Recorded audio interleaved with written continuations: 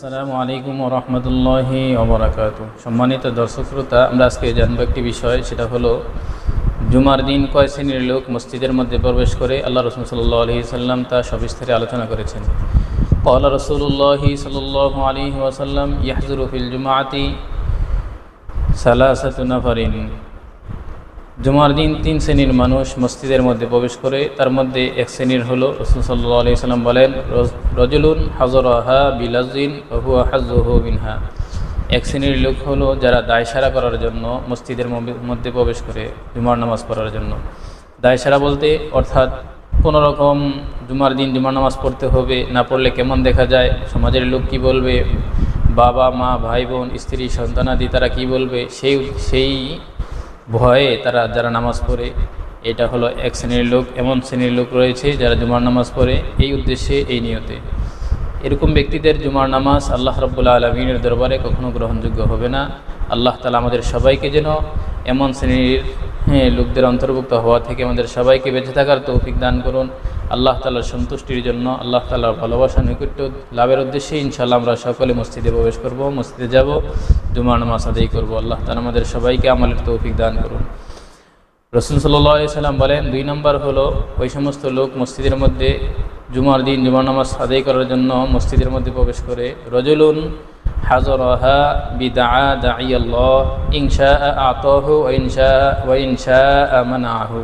আল্লাহ রাসূল সাল্লাল্লাহু আলাইহি সাল্লাম বলেন, 2 নম্বর হলো কিছু মানুষ জুমার দিন এই উদ্দেশ্যে মসজিদের মধ্যে প্রবেশ করে যে সারা সপ্তাহ নামাজ পড়তে পারি নাই, সারা সপ্তাহ আল্লাহ তাআলার দরবারে দোয়া করতে পারি নাই, আজকে যাওয়া দরকার, আজকে জুমার নামাজ আদায় করা দরকার।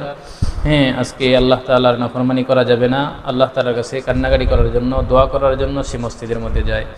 এমন ব্যক্তিদের যদিও নিয়ত সৎ থাকে, কিন্তু তার ব্যাপারে আল্লাহ রাব্বুল আলামিন, আল্লাহ রাসূল সাল্লাল্লাহু আলাইহি সাল্লাম বলেন, ইনশাআ আতাহু, আল্লাহ তাআলা ইচ্ছা করলে তাকে যা চান তা দান করবেন, ওয়া ইনশাআ মানাহু, আবার ইচ্ছা করলে আল্লাহ তাআলা তাকে মাহরুমও করতে পারেন। ইচ্ছা করলে আল্লাহ রাব্বুল আলামিন তাকে তার নামাজকে কবুল করে নিতে পারেন, তার দোয়াকে কবুল করতে পারেন, যেহেতু সে তার সৎ নিয়ত ছিল, ভালো উদ্দেশ্য ছিল, আল্লাহ তাআলার নৈকট্য লাভের আশাই ছিল।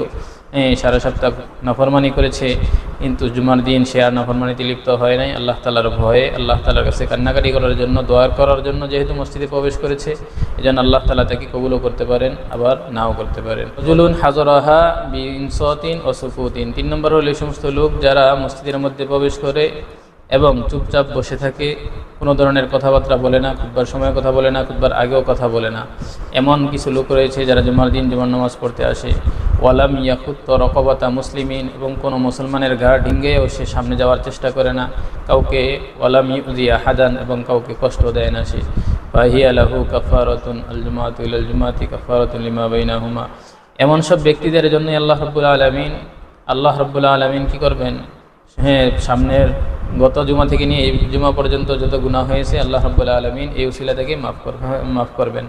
এমন ব্যক্তিদের জন্য যারা মসজিদের মধ্যে আসে, সারা সপ্তাহ নামাজও পড়েছে, আবার জুমার দিনও জুমার নামাজ পড়তে আসে সমস্ত সুন্নত তরিকা অনুযায়ী, এবং সে সামনে এসে বসে চুপচাপ বসে থাকে, কাউকে কষ্ট দেয় না। এমন সব ব্যক্তিদের জন্য তারা হলো 1 নম্বর খাঁটি নামাজি, খাঁটি জুমার নামাজ পড়নেওয়ালা। আল্লাহ রাব্বুল আলামিন যেন আমাদের সবাইকে এই শ্রেণীর লোকদের অন্তর্ভুক্ত হওয়ার তৌফিক দান করেন। আল্লাহ রাব্বুল আলামিনের সন্তুষ্টি লাভের উদ্দেশ্যে সারা সপ্তাহ ইনশাআল্লাহ আমরা সকালে নামাজ পড়ব, জুমার দিনও গুরুত্ব সহকারে আসব। আল্লাহ রাব্বুল আলামিন আমাদের সবাইকে যেন গুরুত্ব সহকারে জুমার দিন জুমার নামাজ আদায় করার তৌফিক দান করেন। আমিন।